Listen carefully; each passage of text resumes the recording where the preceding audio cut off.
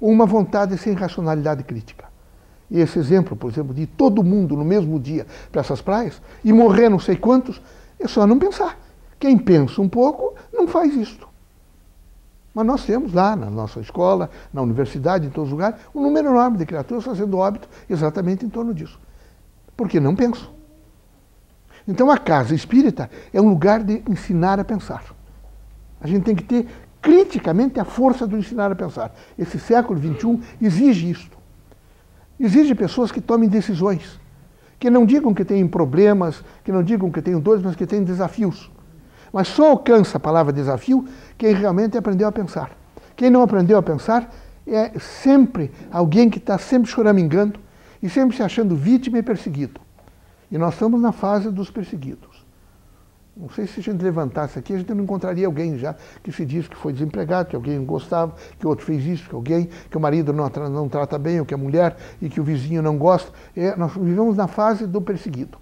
Sempre tem a ideia de que alguém perseguiu. E ele nunca fez nada, ele é bom. Ele se acha, evidentemente, numa condição de se sentir, evidentemente, excluído. Então a gente precisaria, nesse momento, na casa espírita, ter orientação de gabinetes. A igreja ficou longe do povo. O povo precisa que tenha alguém, e particularmente, quem sabe, pessoas qualificadas, que ouçam as pessoas. E que digam para essas pessoas, sem quebrar o livre-arbítrio, alguma coisa para elas. Que as ensine a pensar outra vez, a tomar decisões. Então, esse século XXI exige que o centro espírita tenha pequenos gabinetes onde a gente possa recolher as pessoas e ouvir as pessoas. Impedir suicídios, impedir homicídios, impedir, nesse momento, crises. Quantos dos meninos que me procuram, eu vou para a Austrália, estou viajando para os Estados Unidos, mas e o pai e a mãe, eles sabem disso? Mas eu vou sair. Eu vou trancar a faculdade e vou para lá. Eu vou, nesse momento, tentar a vida. Mas não é assim, meu filho. Você tem que conversar. Quem sabe se nós tivéssemos gabinetes com pessoas, vejam, que havia conhecimento é experiência. Conhecimento é experiência. Depois da gente fazer parte, evidentemente, dessa dimensão lá da universidade, de ensinar tese, dissertação, não é? A gente percebe que a experiência é tudo na vida. Quem não tem experiência, eu não poderia fazer aquilo se eu não tivesse experiência. Então a gente tem que conversar com esses meninos, porque o velho tem experiência. E vocês mais jovens que estão me ouvindo, têm audácia.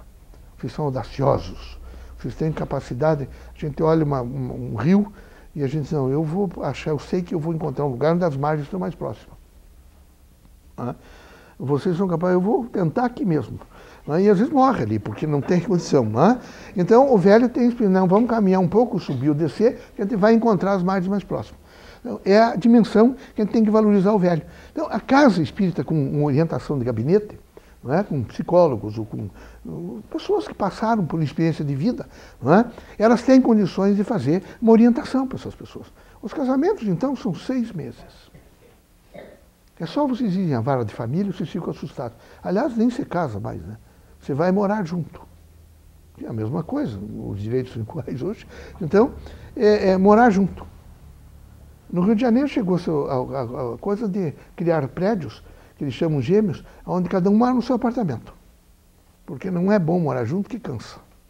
Então, cada um mora no seu apartamento. Vejam, e onde é que fica a família? Como é que ficam as crianças?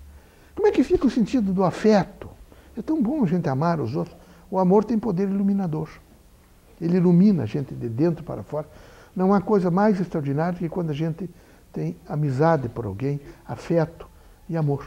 É extraordinário, os senhores sabem disso. Me encontrar com a pessoa que eu gosto. O amor é incondicional.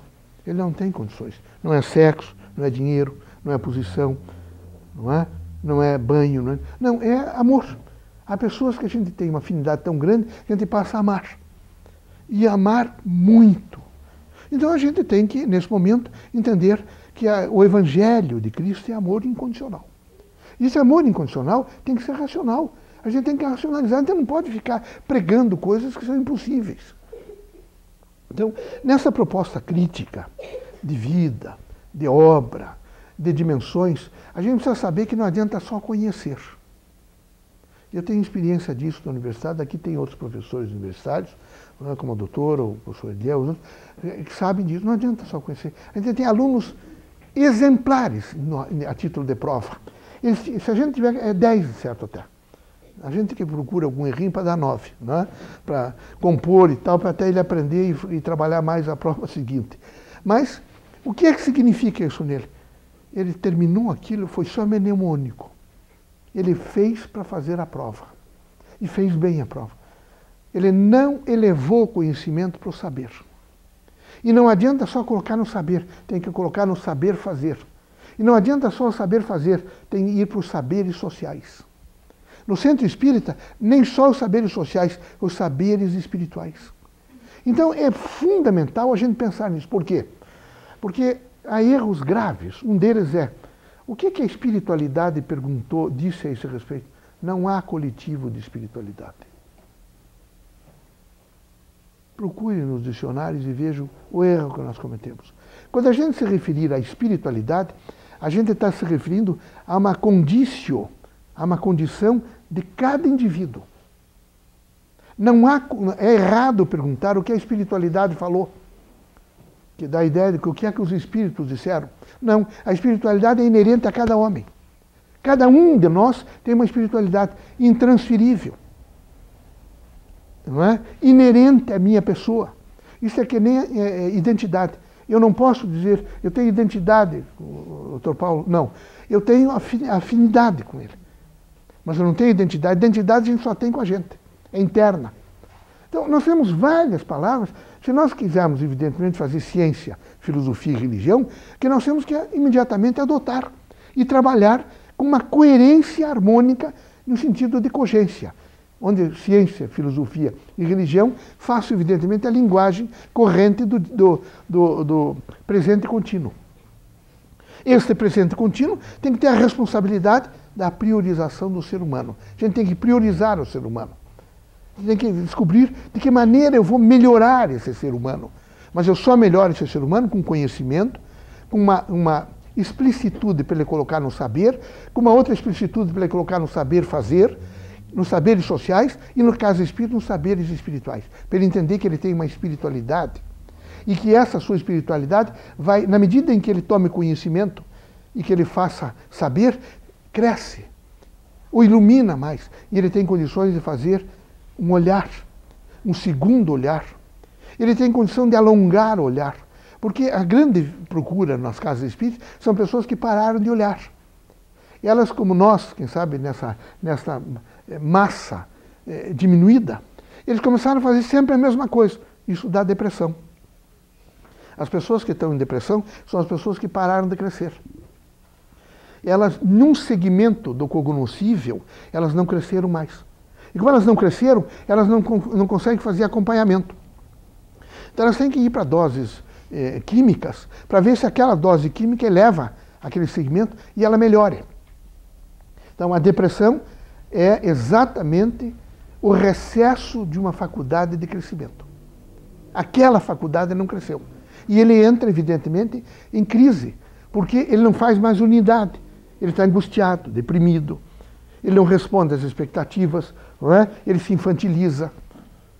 Ele não acompanha, evidentemente, aquilo que está ocorrendo. Então, a casa espírita tem que ter a força da pós-modernidade hoje. A gente foi moderno no século XX e a gente tem que ser pós-moderno agora.